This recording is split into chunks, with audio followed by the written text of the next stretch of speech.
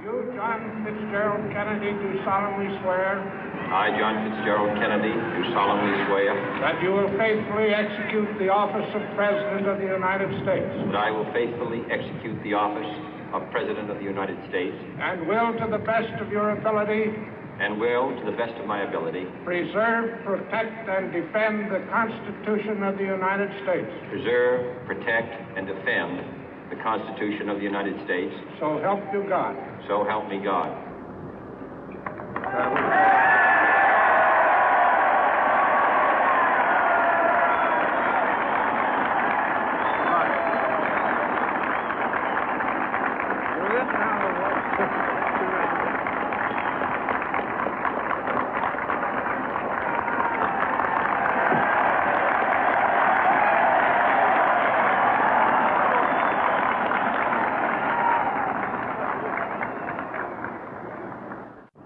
Vice President Johnson, Mr. Speaker, Mr. Chief Justice, President Eisenhower, Vice President Nixon, President Truman, Reverend clergy, fellow citizens. We observe today not a victory of party, but a celebration of freedom, symbolizing an end as well as a beginning, signifying renewal as well as change. For I have sworn before you and Almighty God the same solemn oath our forebears prescribed nearly a century and 3/4 ago. The world is very different now, for man holds in his mortal hands the power to abolish all forms of human poverty and all forms of human life. And yet the same revolutionary beliefs for which our forebears fought are still at issue around the globe. The belief that the rights of man come not from the generosity of the state, but from the hand of God. We dare not forget today that we are the heirs of that first revolution. Let the word go forth from this time and place to friend and foe alike that the torch has been passed to a new generation of Americans born in this century, tempered by war, disciplined by a hard and bitter peace, proud of our ancient heritage, and unwilling to witness or permit the slow undoing of those human rights to which this nation has always been committed and to which we are committed today at home and around the world.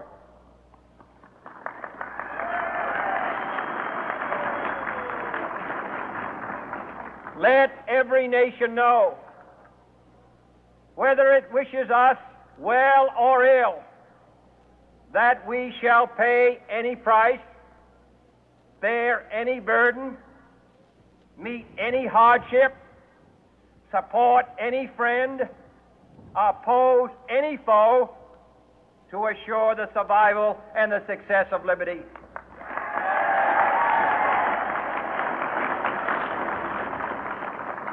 This much we pledge and more.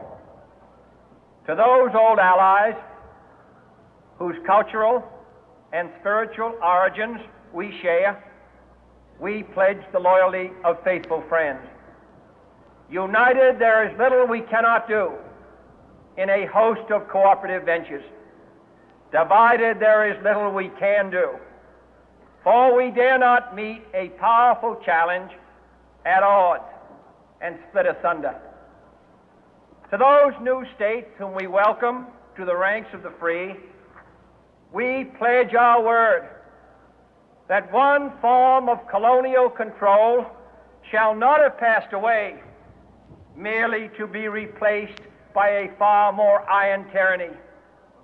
We shall not always expect to find them supporting our view, but we shall always hope to find them strongly supporting their own freedom, and to remember that in the past, those who foolishly sought power by riding the back of the tiger ended up inside.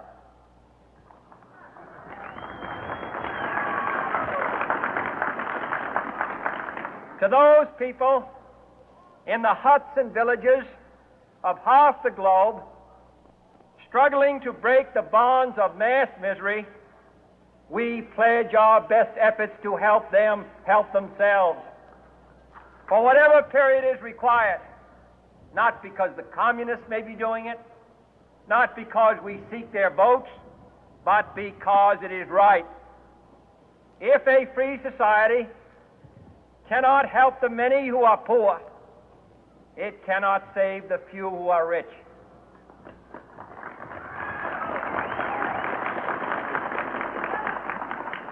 To our sister republics south of our border, we offer a special pledge to convert our good words into good deeds, in a new alliance for progress, to assist free men and free governments in casting off the chains of poverty.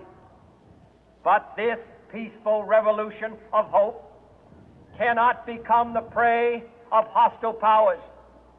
Let all our neighbors know that we shall join with them to oppose aggression or subversion anywhere in the Americas.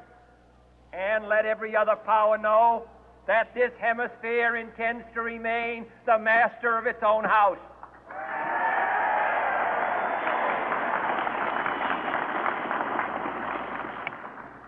To that World Assembly of Sovereign States, the United Nations, our last best hope, in an age where the instruments of war have far outpaced the instruments of peace, we renew our pledge of support to prevent it from becoming merely a forum for invective, to strengthen its shield of the new and the weak, and to enlarge the area in which its writ may run.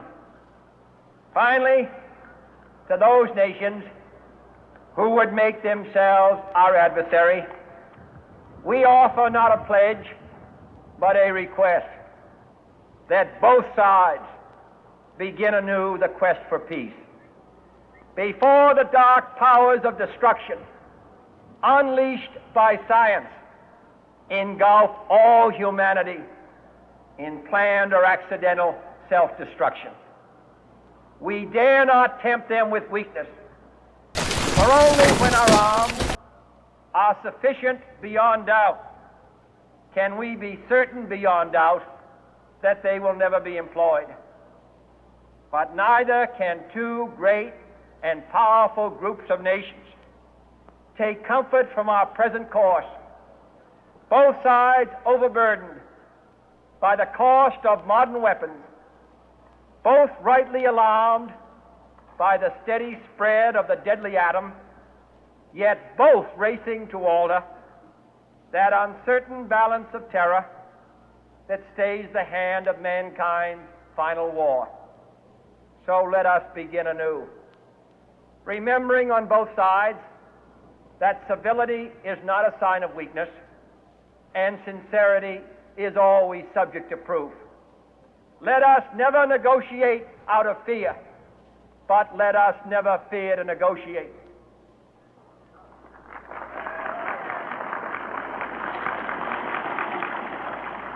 Let both sides explore what problems unite us, instead of belaboring those problems which divide us.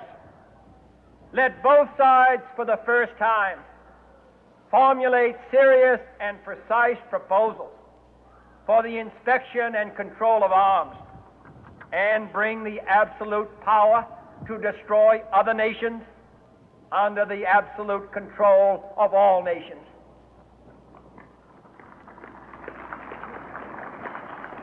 Let both sides seek to invoke the wonders of science instead of its terrors. Together, let us explore the stars, conquer the deserts, eradicate disease, tap the ocean depth, and encourage the arts and commerce. Let both sides unite to heed in all corners of the earth the command of Isaiah to undo the heavy burden and let the oppressed go free. And if a beachhead of cooperation may push back the jungle of suspicion, let both sides join in creating a new endeavor, not a new balance of power, but a new world of law, where the strong are just and the weak secure and the peace preserved. All this will not be finished in the first 100 days, nor will it be finished in the first 1,000 days, nor in the life of this administration, nor even perhaps in our lifetime on this planet. But let us begin.